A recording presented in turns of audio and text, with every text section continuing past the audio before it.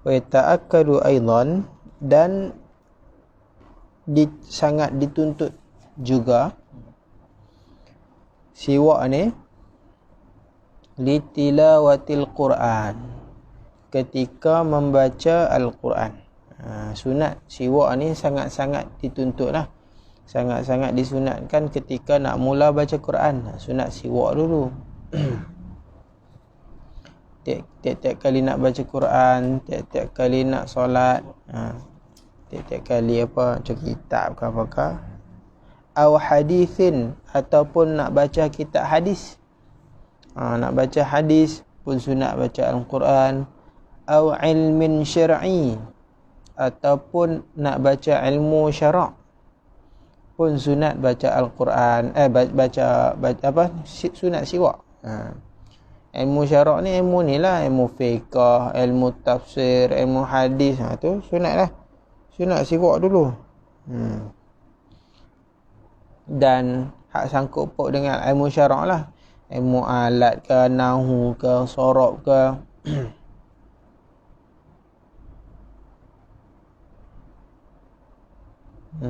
Masuk belakang. Kat sini masuk belakang. Kalau kat sini masuk belakang lah, ngaji-ngaji ilmu agama ni sunat kita bersiwak. Au di antara tempat yang sunat lagi, taghayyuru famin, ketika berubah bau mulut, berubah mulut. Berubah apa? Rihan, bau. Au launan, ataupun warna. Kalau mulut mula bau, sunat bersiwak. Siwak ada di mana-mana. Siwak lah. Mulut rasa bau sikit, siwak. Warna berubah, siwak. Binahwi naumin, dengan seumpama tidur. Au aklin karihin, ataupun makan benda yang busuk. Sunat siwak. Kalau bangkit tidur, siwak dulu. Nak tidur pun siwak. Nak tidur. Kalau kita tidur, mulut kita berbau. Sebab apa? Sebab dia punya pengaliran udara dia tak clear. Bila kita diam lama, mulut kita bau busuk. Orang yang jarang cakap, diam saja, mulut dia akan berbau. Kalau dia selalu bercakap, dia kurang sikit bau. Sebab udara dia keluar masuk di dalam mulut dia. Kalau dia tertutup saja, dia berbau.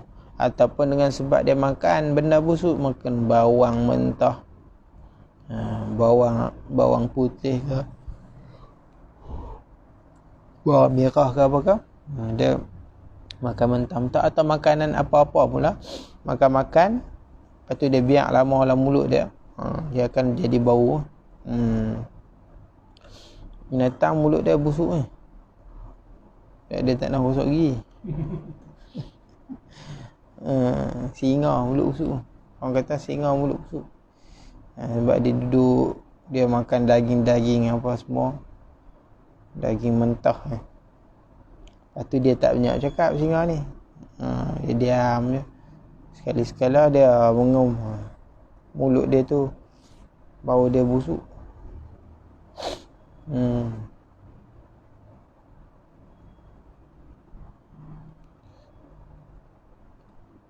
Au sinin, ataupun hak berubah tu berubah gigi atas dekat famin. Taghayyuru famin au sinin, macam tu. Sama ada mulut dia berubah, mulut bau busuk, ataupun gigi dia berubah. Binahwi sufrah, dengan seumpama kuning. Gigi dia mula jadi kuning. Pasal gigi lah. Kuning tu ada mentega-mentega tu. Mentega tu tak boleh buat makan tu. Gigi ada orang jenis gigi putih. Ada gigi jenis orang panggil apa? Gigi apa orang panggil gigi putih ni? Kapok lah. Dia gigi putih ni payah nak kuning. Tapi kalau dia kuning dia nampak. Ada orang yang jenis gigi dia memang tak boleh putih, dia jenis kuning-kuning. Bukan kuning sebab tak gosok gigi tak. Memang warna dia kuning kan. Putih kuning tu. Yang ni jenis ni mudah nak jadi kuning, gigi dia dah kuning. Kena rajin gosok gigi.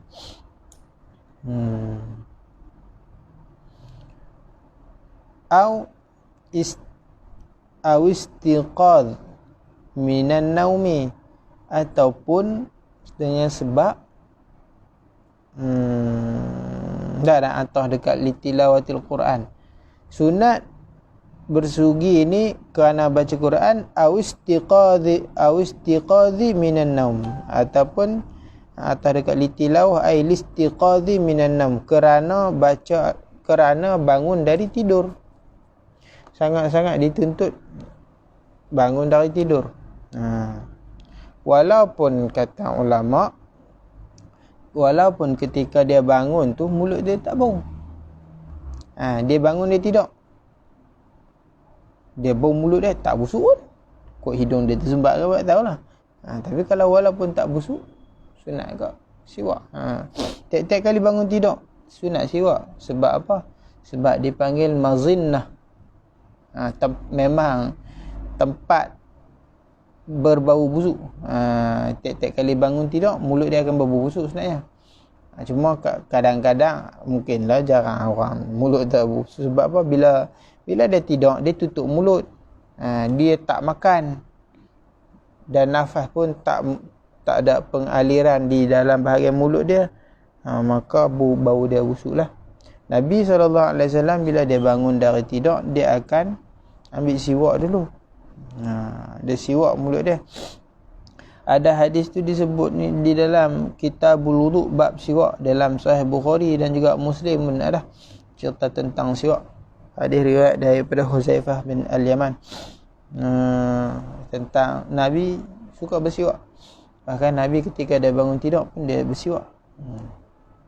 Kan ada kisah orang yang dia suka bersiwak, di antara fadilat dia tu memudahkan roh tercabut kan. Dia tiap-tiap hari dia letak siwak atas kepala dia.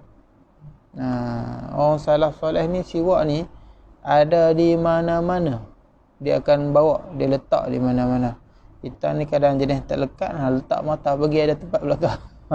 Beli siwak banyak-banyak, tak kat bilik satu, kat kereta satu, kat tempat minta makan satu buah mata. Kat dalam bilik ayah tak payah tak bergigi dah. Tantang lain tak. Dia ni tiap-tiap kali nak tidur, dia letak kepala tu, dia ambil siwak dulu, dia letak. Dia jaga dia tidur, dia raba-raba atas siwak dia, siwak. Sampailah Allah cabut nyawa dia ketika dia tidur, dia tak sedar. Dia tak tahu pun roh dia tercabut. Ada riwayat cerita macam tu lah. Dia sedap-sedap, dia cari siwak dia dah tak jumpa dah. Rupa-rupanya dia duduk dalam kubur. Pegang-pegang, mana siwak dia ni? Tak ada siwak lah, duduk dalam kubur lah. Malaikat beritahu dah. Itu di antara kelebihan orang yang selalu, dan dia pun amal solehnya banyak. Jadi mudahlah. Atas siwak aja siwak. Ada orang yang memang betul-betul dia menggunakan siwak sungguh-sungguh. Dia tak guna brush gigi, tapi guna siwak dengan betul-betul, sungguh-sungguh ikut cara yang betul. Memang gigi bersih.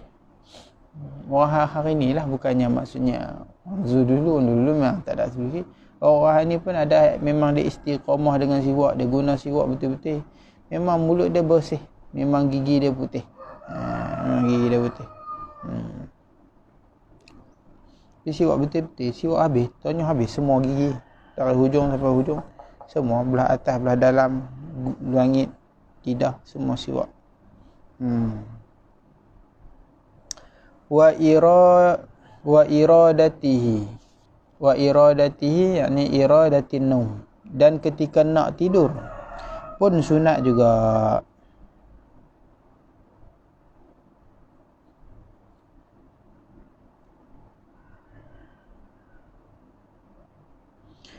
Sunat muakkad juga ketika nak tidur dan bangun tidur. Macam tu juga ketika nak makan, sudah makan, sunat siwak. Sebelum makan siwak dulu, lepas makan siwak juga. Sunat juga. Di setiap kelakuan disunatkan. Wa dukhulul masjid, sunat juga bersiwak ni ketika kita masuk masjid, walaupun masjid tu tak ada siapa, masuk masjid, kalau ada orang, kita tak boleh mulut busuk-busuk kan, ganggu orang. Sebab tu nak pergi sembahyang Jumaat, kalau mulut dia ada busuk, dia tak boleh pergi. Dia kena gosok gigi dulu, hilangkan bau busuk tu, barulah nak pergi pun. Dia tak boleh pergi. Tak kira lah busuk mulut ke, busuk badan. Pas kerja kontrak berpeluh-peluh cerah tu nak pergi sembahyang Jumaat, busuk orang nak sembahyang kan. Hak bersih-bersih dulu. Jadi nak masuk masjid sunat bersiwak. Habis kalau tak ada orang, sunat juga. Sebab ada malaikat. Sebab ada malaikat.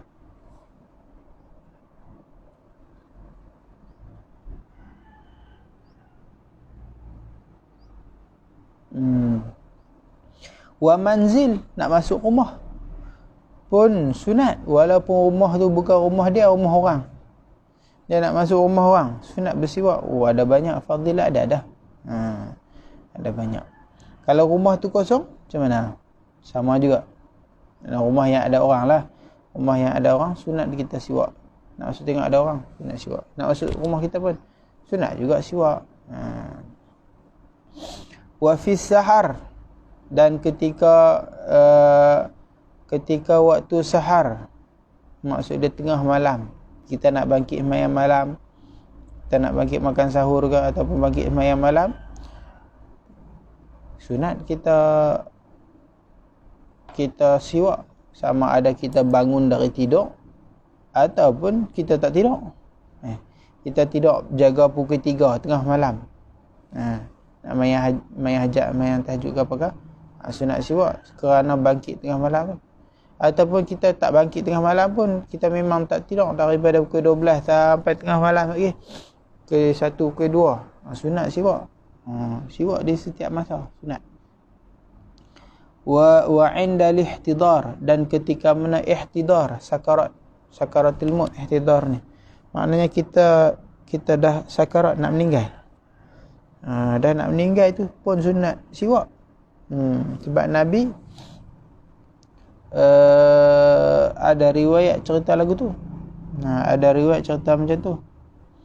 Riwayat daripada Sayyidatina Aisyah kan, ketika mana Abdul Rahman bin Abu Bakar masuk ke dalam rumah, itu ada Sayyidina Aisyah tu. Saudara Sayyidina Aisyah lah kan, dua anak Sayyidina Bakar masuk. Waktu tu Rasulullah bersandar atas riba Sayyidina Aisyah. Bila Abdul Rahman masuk, dia bawa siwak. Maka Rasulullah ni pun perhati Abdul Rahman dengan siwak tu. Rasulullah ni sangat suka, cintakan siwak. Maka Aisyah tengok Rasulullah, Aisyah faham Rasulullah nak siwak. Itu isi Rasulullah ni, dia faham dengan kehendak suami. Suami tak minta pun, tapi Aisyah faham Rasulullah nak siwak. Rasulullah tak boleh tak larat dah, tak boleh nak buka mulut dah waktu tu. Dia tengok je siwak. Kemudian Aisyah pun pergi ambil siwak. Kemudian Aisyah basahkan siwak di dalam mulut dia. Kemudian dia siwak Rasulullah. Jadi akhir yang masuk dalam mulut Nabi itu adalah ayat Aisyah lah. Aisyah. Dah siwak, kemudian barulah Rasulullah Ar-Rafiqul A'la. Rasulullah nak diangkat terus dia lah.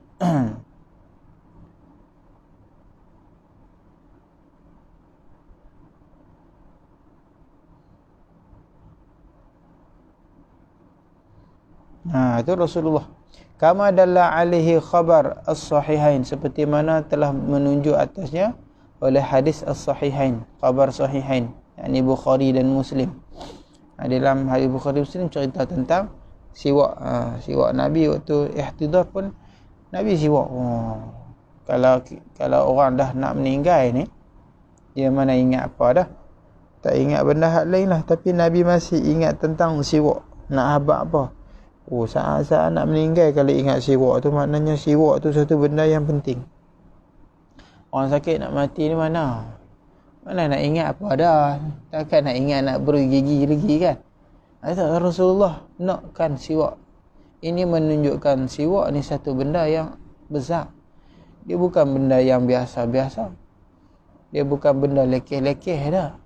Bahkan Rasulullah sendiri habaq, kalau bukan kerana keberatan atas umatku, laula an asyqa ala ummati la amartuhum bisiwak inda kulli salah. Kalau bukan kerana berat atas umatku, nescaya aku perintahkan apa siwak jadi kewajipan. Siwak ni kalau nak sembahyang, nak wuduk, nak apa, siwak. Tapi takut jadi keberatan. Maknanya apa? Kalau tak berat, Rasulullah suruh. Kalau tak jadi beban atas umat dia, Rasulullah akan wajibkan. Suruh, maka perintah tu akan jadi wajib. Maka umat dia tiap-tiap kali nak sembahyang kena siwak. Jadi wajib. Nak apa ke? Penting. Rasulullah suka. Suruh. Tapi sebab berat. Bila berat, Rasulullah tak suruh. Bukan tak suruh sebab tak bagus, tak penting benda tu. Tapi tak suruh sebab takut beban. Rasulullah takut beban umat dia. Tapi orang yang bersemangat, orang yang suka cintakan sunnah Nabi, dia buat. Dia buat. Boleh siwak. Wa yuqal innahu, dan dikatakan bahawasanya,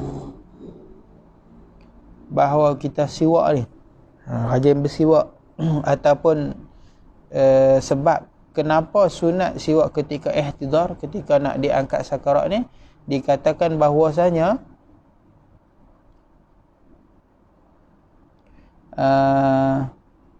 yashulu khurujur ruh, memudahkan keluar ruh. Ketika kita nak sakit sakarat tu, bersiwak tu, siwak ketika itu memudahkan kita nak keluar ruh. Mudah kita nak keluar ruh. Mudah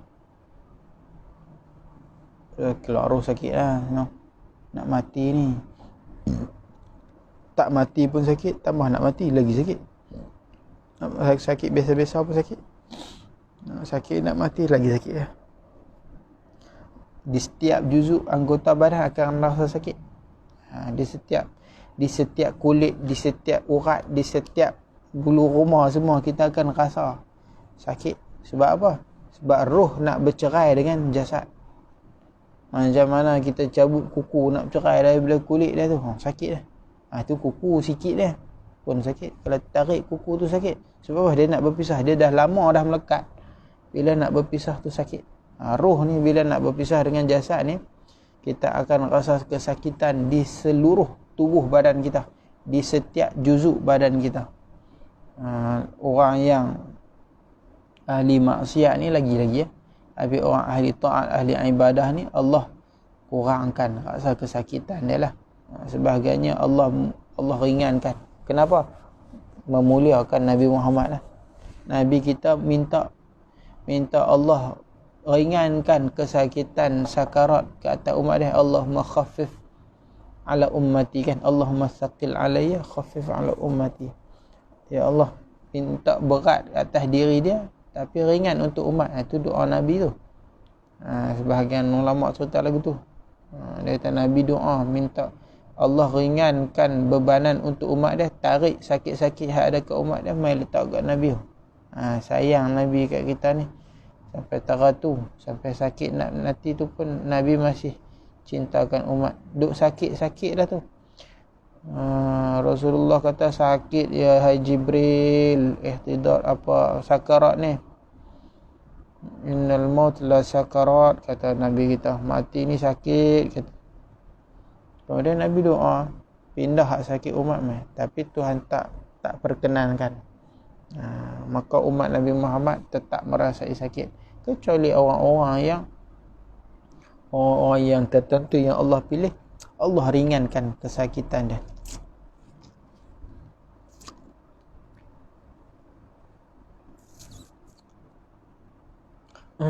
Okay.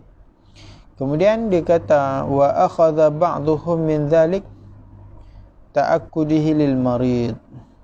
Wa akhadha ba'duhum min dhalik ta'akkudahu lil marid. Ta'akkudnya sangat-sangat dituntut bagi orang marid, bagi orang sakit. Sebahagian ulama kata mengambil daripada hadis ni ataupun mengambil daripada ilat memudahkan keluar roh ni, dia kata sangat dituntut bagi orang sakit. Sebab apa? Sebab mati kita ni mana kita tahu tengah bila kan. Ada orang dia sakarat tu, ihtidar tu, malaikat nak mai tu mai pelan-pelan dia sakit sampai satu tahap dia tahu dah dia akan mati. Tu ihtidar, sakaratul maut hampir datang. Maka dia boleh tahulah nak pergi. Ada orang jenis sakit pop mati terus. sakit pop mati. Macam mana dia nak tahu dia nak mati bila? Jadi sebab tu ulama kata sunat. Kalau kita sakit-sakit apa, sunatlah bersiwak. Lebih-lebih lagi sakit-sakit yang berat-berat. Orang jenis sakit-sakit boleh membawa maut ni, sunat. Dia rajin-rajin bersiwak. Kenapa? Siwak ni memudahkan keluar roh. Sakit kita nak keluar roh ni, minta hak mudah lah kan. Minta hak mudah lah. Sebab kalau mudah keluar roh ni, insya-Allah hak lain pun mudah. Sebab orang bahagia ni, dia keluar roh dia mudah. Orang celaka ni, keluar roh dia payah. Allah saja bagi siksaan kepada dia. Allah bagi siksaan kepada dia. Kalau orang yang beriman ni, dia meninggal ni berpeluh muka dia. Itu di antara alamat-alamat orang yang mati elok bagi. Dia beriman ni keluar roh dia berpeluh. Ada orang yang dengan mukanya yang senyum, ingat. Muka dia berseri, mata dia tak terbeliak dah. Ada orang yang terbeliak sebab dia terkejut tengok catatan amalan dia yang buruk. Terbeliak matanya. Dia tak lagu cerita Mak Saleh tu kan, cerita orang buat elok nak mati, mati lagu tu. Orang tu pun tutup mata, tak ada. Orang kafir tak mati lagu tu. Dia pun mati dengan tersiksa, terbeliak mata, tarik nyawa. Orang beriman insya-Allah matinya dengan elok.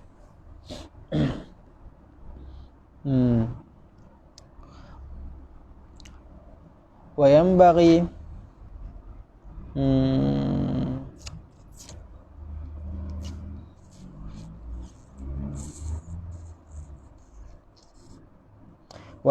an yanwiya bisiwa as-sunnah liyuthaba alaihi. Dan wa yanbaghi, dan sepatutnya, yang bagi di sini bimakna yatahattam, makna kena mesti, wajib kita kata mesti berniat dengan siwak sunnah liyuthaba alaih, supaya dia mendapat pahala. Sebab niat ni nak membezakan ibadah dan adah. Tiap-tiap kali kita nak bersiwak, yang mana siwak kita tu di luar ibadah, dia bukan di dalam ibadah. Kalau di dalam ibadah macam wuduk, macam wuduk kan, wuduk tu kadang-kadang ada pendapat yang kata masuk di dalam sunat wuduk, ada yang kata duduk dalam luar. Kalau duduk dalam luar, dia kena niat lah. Siwak tu niat kerana sunat wuduk. Kalau duduk dalam wuduk, dia baca bismillah dulu apa semua, dia usah tangan, lepas tu dia siwak. Tu tak apalah, tak berniat pun, sebab dia duduk dalam ibadah dah, maka dia dapat pahala. Kalau dia duduk di luar ibadah, dia perlu kena niat. Dia kena ada niat. Dia kena ada niat. Kalau macam kita sebelum nak mengaji, kita pun siwak, kena ada niat. Kalau kita nak makan, atau kita lepas makan, kita nak tidur, kita bangun tidur, apa semua ni kena ada niat. Niat apa? Hadirkan niat. Ketika kita siwak tu, kita ingat kata ini sunnah Nabi, kita ikut sunnah, dapat pahala. Kita buat ni siwak yang sunnah, dapat pahala. Kalau kita tak niat apa-apa, dapat kelebihan fadilat duniawi lah, katakan kebaikan duniawi lah. Pahala tidak ada lah. Kita ni bukan takat nak sihat, kuat gigi je tak. Kita nak pahala tu. Kalau bukan kerana pahala, buat apa kita nak pegang siwak ni? Berus gigi ya. Berus gigi buah Colgate ni. Zaman lah tu. Kalau kita tak mau, kalau kita duk fikir, kata kolok lah Pak Haji ni duk pakai siwak pun orang pakai berus gigi dah lah ni, buah Colgate. Memang pun aku pun pakai Colgate kat rumah aku, ingat aku tak pakai ke? Aku pun pakai Colgate. Tapi hak ni, hak biasa-biasa masuk masjid pun bawa ni, sebab apa duk bawa ni? Sebab aku nak cari pahala, nak beramal dengan sunnah. Kalau takkan nak berus gigi, nak bagi kuat gigi tu kat rumah tu Colgate tu lah. Lebih-lebih ni kita nak pahala. Je nak pahala kena ada niat lah, kena ingat. Tiap-tiap kali kita siwak tu ingat bahawa itu ibadah. Itu ibadah. Nampak pahala lah. Kemudian katanya lagi, wa yablu'ariqahu awwal istiyak, dan ditelan air liurnya pertama kali bersiwak. Sebab dikatakan fadilat dia menolak, memberi manfaat bagi kebanyakan penyakit. Tapi awal, bukan selepas. Kalau selepas siwak tu mewariskan waswasah, mewariskan waswas, kata ulama. Jadi kita nak siwak tu mula-mula telan dulu ayat liaq. Ya. Mula-mula telan dulu ayat liaq. Awal siwak tu telan ayat liaq. Kita gigit-gigit bagi basah tu. Kita telan dulu ayat liaq.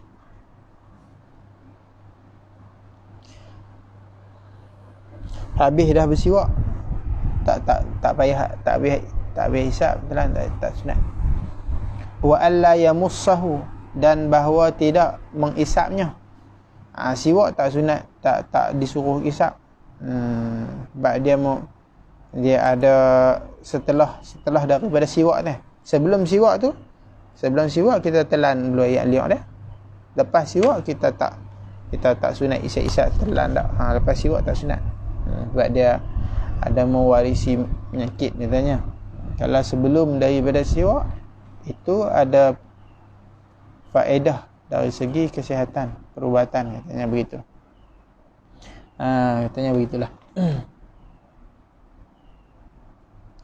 Dan katanya lagi, wa yundabu takhlilu qabla siwak au ba'dahu min athari ta'am, dan sunat juga kita takhlil.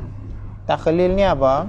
Takhlil ni bahasa moden kita panggil apa? Floss congkel gigi. Bahasa moden ni congkel gigi. Congkel pun disunatkan, sama ada sebelum siwak ataupun setelah siwak, daripada athar ta'am, daripada kesan-kesan makanan. Hari ni kita ada pencongkel gigi tu kan, sunat juga. Hak tu pun di antara sunnah juga, untuk buang kesan-kesan makanan, sama ada sebelum siwak ataupun setelah siwak, boleh dua-dua. Bahkan ada kata hikmah daripada ulama, man wazaba 'alal khashabatain amina minal kalbatain. Barang siapa yang istiqamah dengan khashabatain, dua kayu apa? Kayu siwak dengan kayu pencongkel gigi. Amina minal kalbatain, aman dia daripada dua besi ni, alat pengapit pelayar cabut gigi. Pelayar cabut gigi. Siapa rajin jaga dua kayu ni, dia selamat daripada dua besi pelayar tu. Kita hari ni ada floss tu yang macam tali tu, floss. Bolehlah apa pun congkel, maksudnya congkel gigi lah. Kemudian yang mana lebih afdal? Wasiwaku afdal minhu, dan siwak itu lebih afdal daripada takhlil. Takhlil dengan siwak, congkel gigi ni dengan siwak, mana afdal? Siwak lagi afdal, khilafan liman akas, bersalahan bagi mereka yang mengakaskan. Ada pun juga pendapat yang kata congkel ataupun floss tu lebih afdal daripada siwak. Sebab apa? Sebab dia kata ada khilaf pada kewajipan. Ada pendapat kata wajib congkel gigi ni. Maka dia kata sampai lagu tu maknanya takhlil ni lebih wajib, lebih afdal. Maknanya pahala lagi lebih. Tapi dak kata sebahagian ulama kata dak. Hak siwak ni pun sama juga, ada khilaf fi wujubihi. Pada kewajipan dia tu ada. Bahkan ada juga bahagian-bahagian pendapat ulama yang kata siwak ni pun wajib. Tu khilaf lah. Dan juga ada kelebihan-kelebihan hak lain lagi banyak. Contohnya menggandakan sembahyang sampai 70 dan sebagainya. Jadi ada banyak fadilat yang ada pada siwak, sehingga ulama kata siwak ni lebih afdal daripada takhlil, daripada conggel gigi. Sikit je no. Pemat motor tu. Mana hukum kita ambil siwak. Dia kata wala yukrahu bi siwaki ghairin, dan tak makruh menggunakan siwak orang lain. Adzina, yang dia bagi keizinan. Tak makruh tapi khilaful aula. Eloknya tu sah. Itu maknanya. Sebab sebahagian ulama kata dia mewarisi lupa. Kita duk pergi pakai berus gigi orang, kita duk pergi pakai siwak orang, hukumnya khilaful aula. Tak payah. Eloknya jangan, kecuali kerana kita nak tabarrukan, kita nak bertabarruk, seperti mana Sayyidatina Aisyah buat dengan siwak Nabi kan. Dia buh kat gigi mulut dia tu, lepas tu dia siwak kepada Nabi. Bertabarruk. Kuasa nak tabarruk tak apalah. Ada Tok Syekh mana masya-Allah alim sufi apa semua. Kita beli siwak baru. Siwak kita pakai suruh dia siwak lah. Kita beli siwak baru, kita potong-potong sikit. Tok Syekh nak ambil berkat. Tok Syekh minta siwak, saya nak ambil berkat. Kan? Tok Syekh pun ambil, dia siwak sekali, lepas tu dia bagi kat kita. Boleh tak? Boleh. Lagu tu tak apalah. Jangan kita pakai hak kita duk siwak tiap hari ni. Syekh nak ambil berkat. Dah bekas mulut kita apa kali lalu dah. Apa bagi dia? Ada ambil hak baru. Hak kita tak guna lagi, bagi kat dia. Ataupun kita lah, kita tak guna lagi, bagi dia. Kan dia lalu sekali. Habib Salim dulu hari Jumaat rajin lah. Hari Jumaat orang beli siwak-siwak tu, baru-baru beli rajin lah. Baru beli, pergi jumpa dia dulu kat depan. Dia suruh hari Jumaat awal, dia duduk depan. Dia nak ambil berkat, ambil siwak sekali, bagi ambil berkat. Ada kalau orang-orang ziarah pun main macam tu juga. Ada orang main ziarah, dia tak erti bahasa Arab. Orang ambil berkat, dia pun nak ambil berkat. Dia pun beli-beli, ambil, bagi ke ambil siwak buah dalam poket. Tak bagi tahu, tak bagi tahu cakap apa. Tak apa. Kena cakap bagi tahu. Dia ingat orang bagi kat dia ambil buah dalam poket.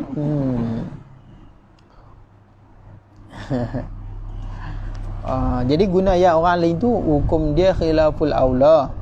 Tapi syarat khilaful aula tu adzina, kalau dia bagi izin, au ulima ridahu, ataupun kita tahu bahawa dia redha, maksudnya yakinlah. Kita tak minta izin pun dekat dia, tapi kita tahu dia tak apa. Kita yakin bahawa dia redha. Kita duk buat tak apa, kena dia marah. Tak boleh, tak kena yakin. Kita tahu ada qarinah. Kita ni dengan dia macam mana dan sebagainya, kita tahu. Kalau kita duk guna barang dia pun dia macam mana, dia tahu. Kita tahulah kata dia redha dengan sebab-sebab tertentu, tu tak apa. Tidak haram. Wa illa haruma, kalau tidak haram. Kalau kita tak minta izin. Minta izin nak guna, tak minta izin. Ataupun kita tak tahu kata dia redha, kita pakai-pakai je agak-agaknya, itu hukumnya haram. Sebab apa? Sebab ambil barang orang, mengguna tanpa minta izin, haram. Ka'akhdhihi min milkil ghair, seperti ambilnya daripada milik orang lain. Samalah macam kita rampaskan, kita ambil hak milik orang lain, kita pakai kita, itu hukumnya haram. Hukumnya haram. Buat apa ambil bergigi orang kan? Ma lam tajri 'adatun bil i'radi anhu, selama mana tidak berlaku adat, tidak ada adat, tidak berlaku adat bil i'radi anhu, dengan berpaling, ai sahibu siwak tadilah kan, dengan berpaling anhu daripadanya, daripada siwak. Ada orang yang jenis adat dia, kalau dia tinggal tang tu dia tak ambil lah.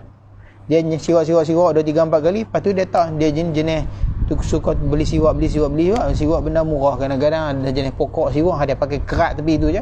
Kerat habis siwak dia 3 hari dia tak tinggal. Dia tak ambil dah. Lepas tu dia nak siwak dia ambil baru. Tiap-tiap hari dia tukar baru ke, tiap-tiap minggu dia tukar hak siwak baru ke.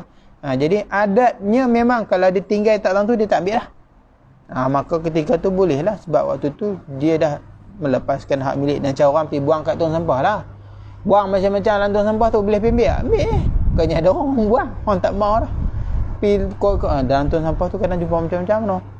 Ada orang jenis suka cari sampah kadang-kadang jumpa Allah, tu orang tak buang tu terbuang. Tu terbuang. Tapi kalau jumpa hak mem agak orang ni buang, tapi banyaknya orang buang lah kat tong sampah tu. Kebanyakan apa benda orang tak buang, ambil baju buruk ke apa ke. Kadang-kadang hak jenis orang kaya-kaya ni taklah nak rosak sangat pun, dia tak mau pakai dia bang. Nak ambil TV rosak, komputer rosak, kita ambil. Nak pongkah ambil barang-barang dalam ke apa, ambil dia orang buang. Habis. Dan terakhir katanya wa yukrahu lis-shaim ba'da zawal, dan makruh bagi orang yang berpuasa siwak setelah daripada zawal. Lepas daripada gelincir matahari masuk zuhur, orang siwak ini hukumnya makruh bagi orang yang berpuasa. Walaupun puasa tu dari segi hukum dia bukan puasa betul-betul tak, dari segi hukum saja. Maksudnya apa? Dia malam bulan puasa, dia lupa niat, maka siang dia kena tahan lah. Dia mana boleh makan orang yang lupa niat tengah malam. Dia kena imsak. Jadi hakikat dia bukan puasa, sebab nanti dia kena qada. Tapi dari segi hukum macam hukum orang puasa juga, dia tak boleh makan. Sama juga orang macam dia ni pun dia tak boleh siwak lepas masuk zuhur. Hukumnya makruh, bukan tak boleh dah, makruh lah. Kalau nak siwak lah, tapi hukum dia makruh, tidaklah berdosa. Sebab hadis la khuluf fi fami shaim atyabu 'inda Allah min rihil misk. Khuluf ini bau mulut orang puasa lebih harum di sisi Allah daripada bau kasturi. Apa maksud lebih harum? Ada tafsiran ulama. Salah satu tafsirannya bukan maksud harum tu Allah ambil bau tu wangi tak. Maksudnya pahalanya lebih besar di sisi Allah daripada pahala pakai minyak wangi kasturi yang dituntut ketika pergi sembahyang Jumaat tu. Kita pergi sembahyang Jumaat, kita pakai minyak wangi kasturi kan. Sunnah berwangi-wangi. Nak pergi jumpa jamaah, nak pergi sembahyang Jumaat. Tapi mulut busuk hak puasa ni dengan pakai hak berwangi-wangi di hari Jumaat tu, hak ni pahala dia lagi besar di sisi Allah. Itu maknanya yang pertama. Ataupun makna yang kedua, ulama tafsir kata maksud hadis ini wangi di sisi Allah tu dengan makna wangi di sisi malaikat Allah. Maknanya malaikat ni mencium haruman yang wangi. Hak nitik darah ni. Hak nitik darah ni. Busuk pula. Kesian dah. Banyak hari ni. Banyak hari dah. Duk meleleh-leleh ayat ni apa tu. Kesian dah.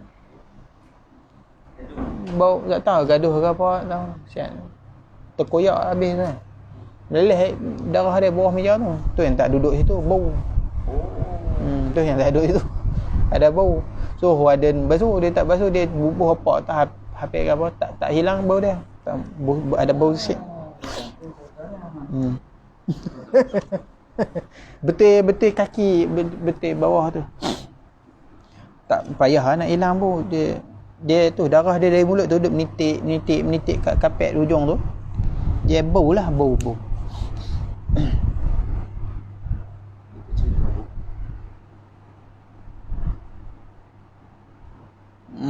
Jadi kalau di sisi malaikat bau dia lebih harum daripada kasturi.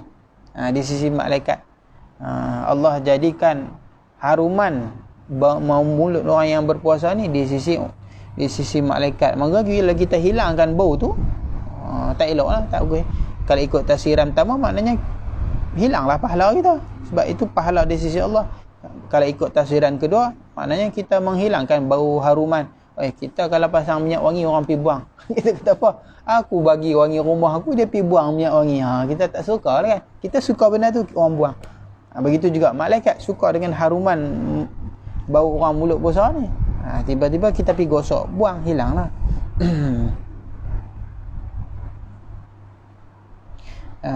Cuma sebelum gelincir tak makruh. Lepas gelincir saya makruh. Sebab apa? Sebab zahir mulut tu berbau setelah gelincir. Kalau sebelum gelincir tu tak zahir lagi. Dia kata illam yataghayyar famuhu binahwi naum. Itu syarat dia makruh tu jikalau tak berubah mulut dia dengan sebab tidur. Okey, faham ibarah ni maksud dia begini. Kalau dia pergi tidur pagi ke tengah hari ke apa, dia tidur, dia bangkit. Bila bangkit mulut dia busuk tak? Busuk. Jadi busuk tu busuk tidur ke busuk puasa? Busuk tidur. Maka ketika tu kita siwak tak makruh.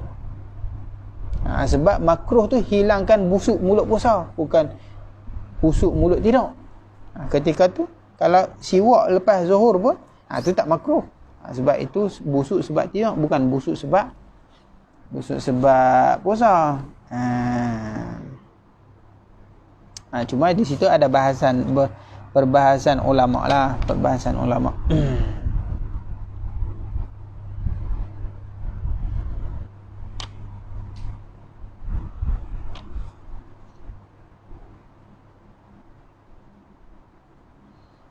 Dan pendapat ini kalau di dalam i'anah dia kata khilaful aujah, menyalahi pendapat yang aujah.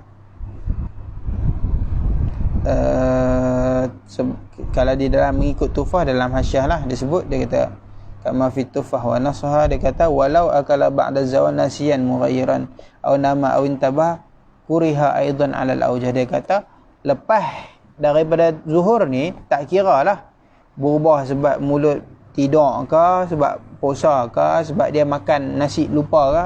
Dia terlupa makan nasi, kemudian adalah sisa-sisa tu, dia biar duduk tu, maka busuk mulut dengan sebab sisa-sisa makanan dia tu, tetap makruh. Itu pendapat yang paling aujah, kata apa, Syekh Ibnu Hajar. Maknanya asal gelincir matahari je, hang tidur ke, hang buat apa ke, makruh gosok gigi. Taklah haram nak gosok-gosok.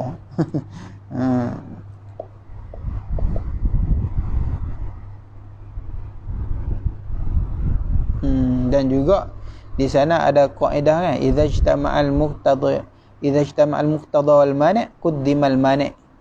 Ada muqtada ni apa? Berubah mulut dengan sebab busuk. Muqtada ni benda yang menyebabkan kita perlu siwak. Maksudnya tu. Idza ijtama'al muqtada, ada muqtada, ada mani'. Apa yang menyebabkan kita perlu siwak? Mulut busuk sebab tidur, itu muqtada. Benda yang menyebabkan kita kena siwak. Apa mani' daripada siwak? Khuluf. Khuluf itu mulut orang puasa tu menyebabkan makruh. Maka ada mani', ada muqtada, ada hak kata suruh siwak, ada hak larang siwak. Bila bertembung antara muqtada dan mani', maka dalam kaedahnya didahulukan mani'. Dia dalam kaedah fiqh lah. Idza ijtama'al muqtada wal mani' quddimal mani'. Kemudian dia cerita pula madmadah dan istinsyak. Madmadah dan istinsyak. Kalau madmadah dan istinsyak ni di antara masalah yang masyhur, masalah mustahaqqun dan mustahabbun. Ni dua bajuri pun kita dah cerita dah. Jadi ni dalam i'anah wa yang jabu taslimu ay taslimul asnad. Wa yuqrabu bi'aunil qasab. Bi'audil qasab wal as ni nama apa? Nama jenis pokok ni. Dia as ni pokok yang ada bauan. Kita tak tahu bahasa Melayu kita panggil apa. Ni kena tengok dalam kamus lah. Dia nama sejenis. Bi'audil qasab wal as ni nama sejenis. Makruh juga dengan besi. Di antara yang makruh takhlil ni takhlil dengan besi.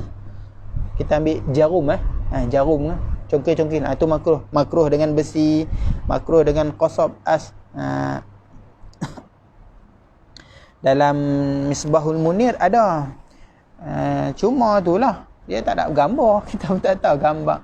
Dia kata jenis apa, sejenis pokok yang ada bauan harum. Macam kayak gini. Hak tadi ni hak yang suruh hak kata pendapat Imam Nawawi tak makruh. Boleh kita pakai. Boleh. Ada ikhtiar daripada Imam Nawawi, dia kata tak makruh, boleh kan.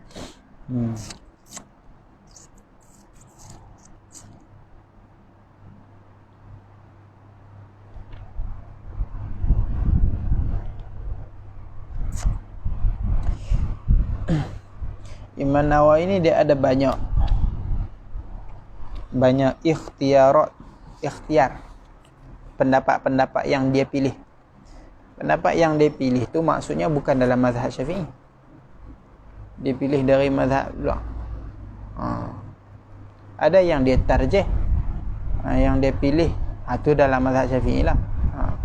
Ini Imam Nawawi kata al-asah yani qultu kalau dalam minhaj tu al-asah tu semua dalam mazhab kita.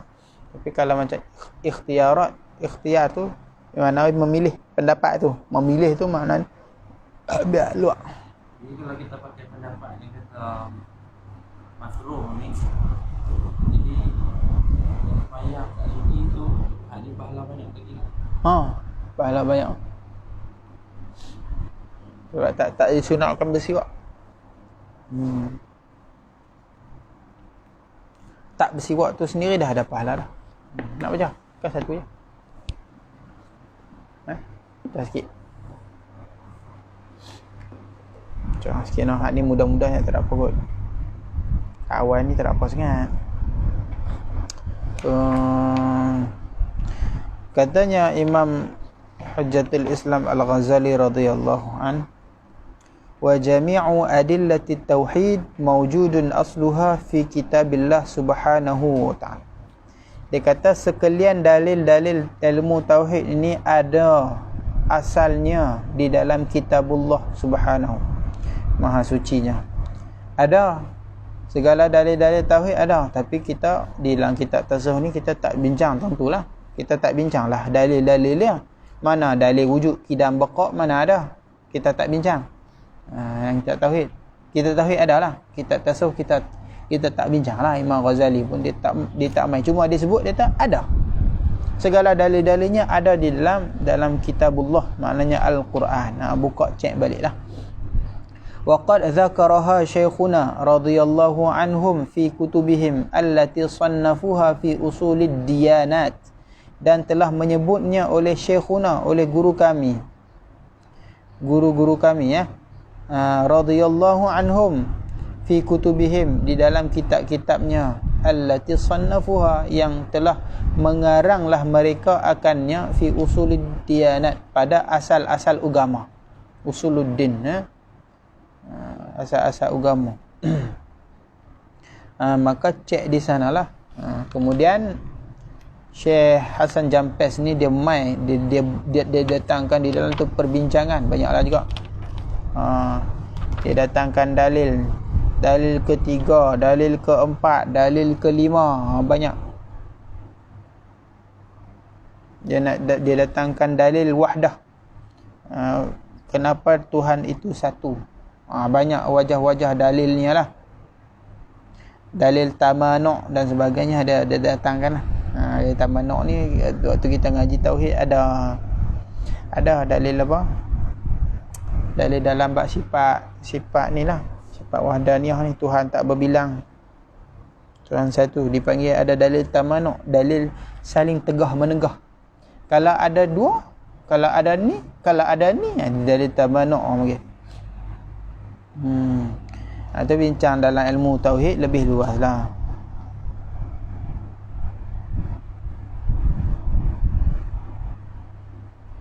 Kalau Tuhan ni kuasa, Tuhan A buat langit, Tuhan B buat bumi, pakat lawan kuasa, tamanu', maka saling tegah menegah.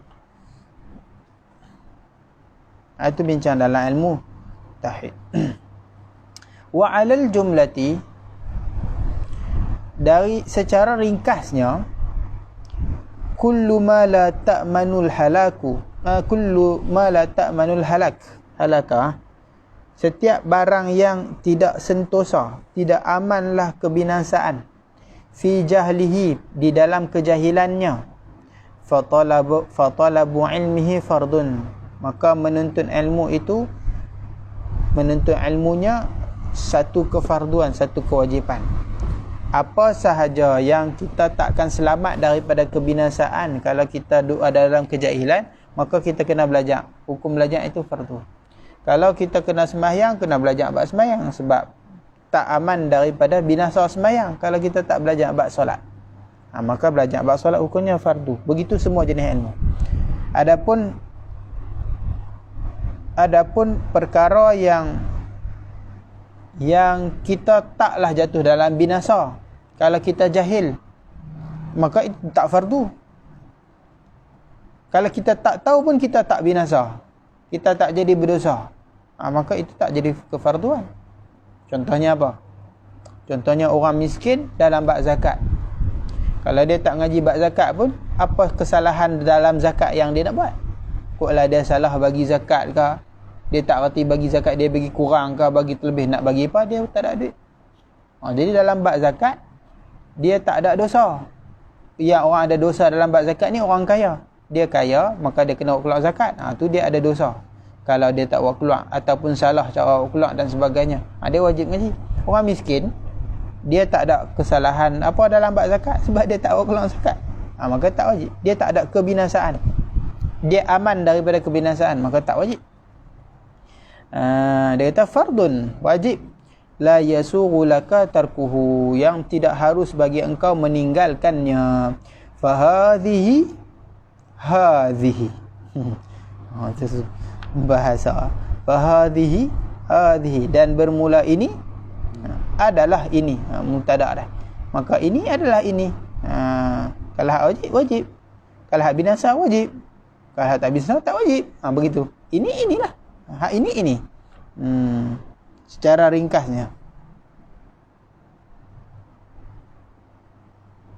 Kemudian katanya wabillahi taufiq. Dan dengan Allah lah taufik. Wa ammal ladzi yata'ayyanu farduhu fi ilmi sir. Yang kedua pula. Tadi ilmu yang pertama tentang ilmu tauhid yang wajib kita mengaji, had dia. Sekarang ilmu yang kedua yang wajib kita ketahui, yang wajib kita pelajari, had dia sampai takat mana. Ilmu yang kedua dia kata wa ammal ladzi yata'ayyanu farduhu min ilmi sir. Dan adapun yang tertentulah oleh kefarduannya daripada ilmu sir. Maksud di sini ilmu tasawuf. Sir ni rahsia. Maksudnya apa? Perkara-perkara yang tersembunyi, khafiyat. Benda yang tersembunyi daripada sifat hati tu, itu ilmu sir. Fa ma'rifatu mawajibihi wa manahihi. Maka wajib kita mengetahui kewajipan-kewajipan dia dan benda-benda yang ditegahnya, benda-benda yang mesti ada di dalam hati dan benda-benda yang ditegah daripada ada di dalam hati. Tu kena tahu apa yang mesti ada dalam hati. Sifat mahmudah, sabar, syukur, takut, redha, zuhud, qanaah. Itu semua benda yang mesti ada dalam hati, kita kena reti. Wa manahihi, dan benda yang dilarang, hak tak boleh ada dalam hati.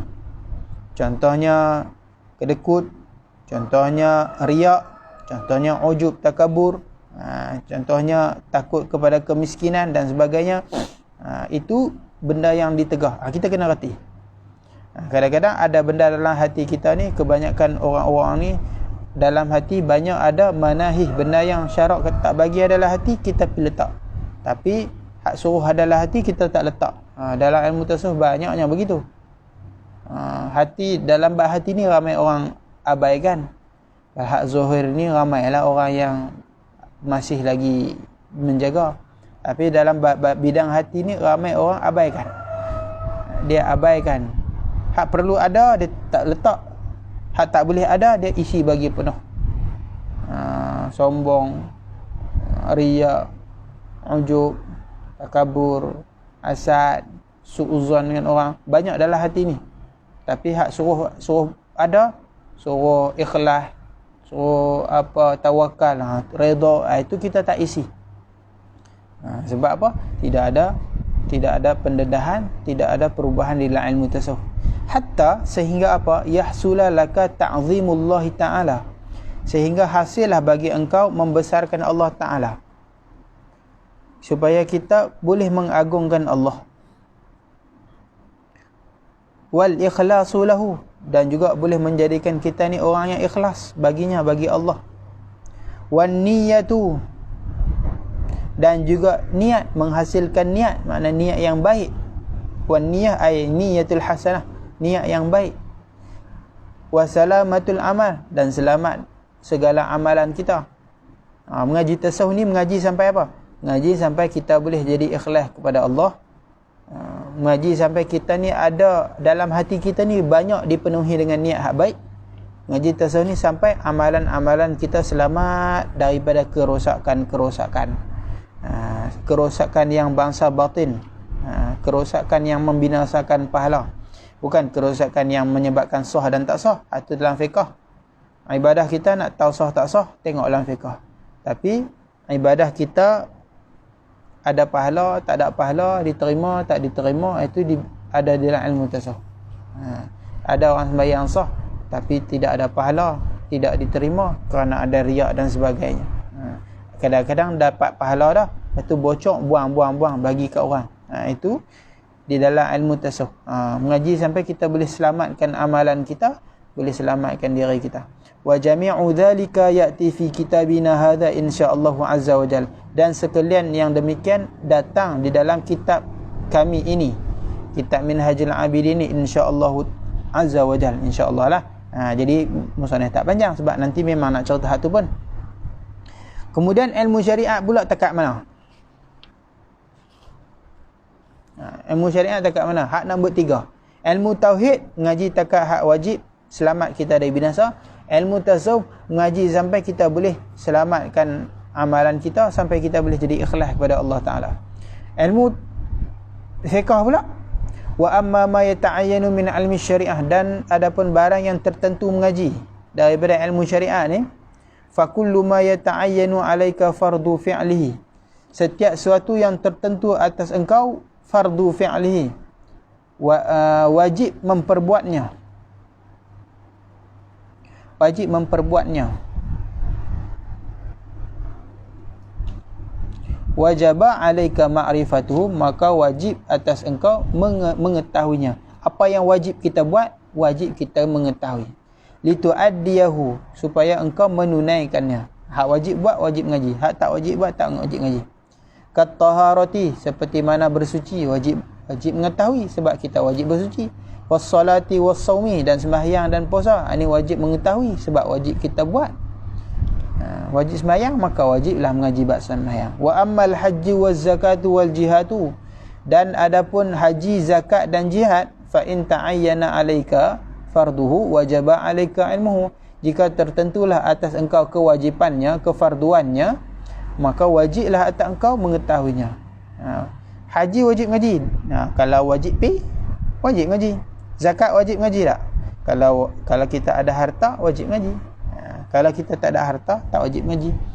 Jihad, kalau kita ni orang yang wajib berjihad, kita wajib ngaji. Kita ni orang yang nak pergi berjihad, kena ngaji. Kita ni tentera yang dihantar kerajaan untuk pergi berperang, wajib tahu hukum-hukum jihad. Di antara hukum-hukum jihad, jihad kecil tapi hak jihad besar, kita kena tahu sebab semua kita berjihad. Jihadun nafsi, mujahadatun nafsi. Dalam hadis sebut kita pulang daripada jihad kecil, kita nak sambung pergi berjihad hak besar pula, jihad lawan hawa nafsu. Itu lagi besar. Ramai orang boleh angkat senjata pergi berperang dengan musuh, tapi tak ramai boleh berperang dengan nafsu. Hak tu jihad lagi besar, jihadul akbar. Hak ni nak menyebabkan husnul khatimah ke su'ul khatimah, hak ni jihad hak besar ni. Jadi kita ni sekarang jihad Wajib ngaji. Tapi wajib ngaji hak jihad ni, wajib jihad akbar ni nak mengaji dia dalam ilmu tasawuf. Dan macam mana kita nak perang dengan nafsu? Belajar silat tak boleh lawan dia, belajar taekwondo pun tak boleh sepak dia. Nak jihad lawan nafsu, kena ada guru-guru tasawuf yang membimbing kita. Guru-guru tasawuf ni dia bimbing kita ni tak, bukannya dengan kitab lah, dia tak bimbing dengan kitab. Dia tak bimbing kita, dia tengok apa yang perlu. Dia tengok hati kita ni apa, kotak apa yang ada. Kalau ada takabur, maka dia bagi ubat takabur. Kalau dia tengok diri kita ni ada riak, dia bagi ubat riak. Kalau dia tengok dalam hati kita ni ada ujub, maka dia bagi ubat ujub. Kalau adalah hati ni hubbul jah, maka dia bagi ubat hubbul jah. Ubat tu tak sama. Ubat tu kadang dia suruh pergi menoreh, kadang suruh dia pergi minta sedekah, kadang suruh dia pergi sapu sampah. Ikutlah pekerjaan-pekerjaan yang boleh menjatuhkan sifat tu, menggugurkan sifat tu. Itu latihan guru. Kalau hari ni tak ada guru, maka kitab Minhajul Abidin lah guru pembimbing, dan juga selawat. Kalau ada guru-guru tarikat, dengan tarikat lah. Kalau tidak ada guru tarikat, yang susah nak cari zaman lah ni, nak cari guru tarikat yang betul-betul mursyid pun payah. Mursyid ni dia kena ada dua, arif bi ahkami syar'iyyah, dan juga arif alim bi ahkami syar'iyyah, wa arif bi ahwalil qulub. Dia kena alim dengan hukum syarak, dan dia kena mengetahui kelakuan-kelakuan hati. Dia tu dah sampai baru boleh. Nak cari hak tu payahlah. Nak cari tok guru yang dia boleh i'rab dalam hati ni. Bukan takat i'rab koma zaidun, dia i'rab kelakuan hati kita. Dia tengok hati kita, dia boleh i'rab satu-satu. Dia ni ada penyakit sombong, dia ni ada penyakit kedekut, dia ni ada penyakit begian. Nak guru boleh dia kata hampir basuh tandas kat rumah aku. Ataupun dia suruh sapu sampah, siram pokok bunga, cuci kebun ke apa-apa. Apa sajalah yang dia suruh buat tu. Tak ada. Kalau tak ada tu, banyakkan selawat, ikut perjalanan Imam Ghazali, hak mana hak boleh ikut buat.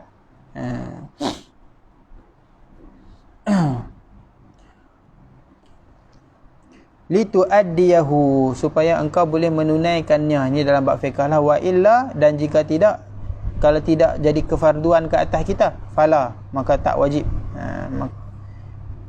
Apa saja yang tak wajib kita, macam contohnya bab hadanah, bab nafkah, orang tak kahwin, tak wajib mengaji bab nafkah. Bab nafkah bini, banyak mana yang wajib kita nafkah bini? Qadar banyak mana? Kena arti bila yang diwajibkan nafkah, bila yang tak wajib nafkah. Kita kena tahu. Bini nusyus tak wajib nafkah contohnya. Setiap hari ada nafkah dia.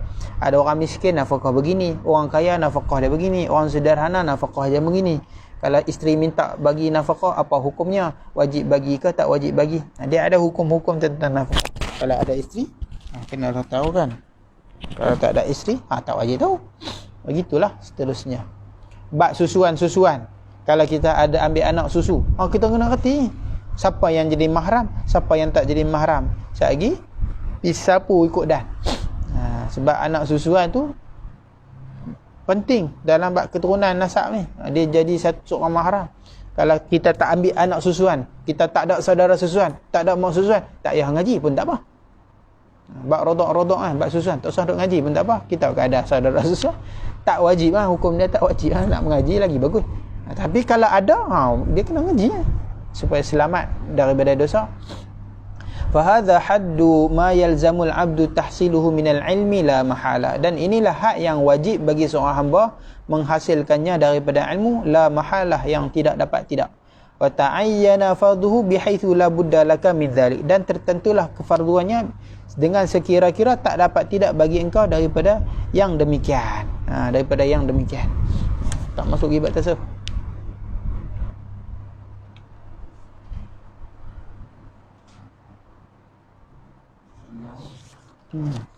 Berhenti itulah. Habis Allah alam sampai fa'in kulta. Ini nak sebut apa pula ni? Nak sebut kita wajib tak mengaji sampai boleh tolak syubhat. Kotlah ada orang kata bid'ah ke, orang kata bawa amalan ni jadi dia bawa mai fahaman-fahaman mengarut-mengarut. Wajib tak mengaji sampai kita boleh tolak depa ni semua. Allah Alam.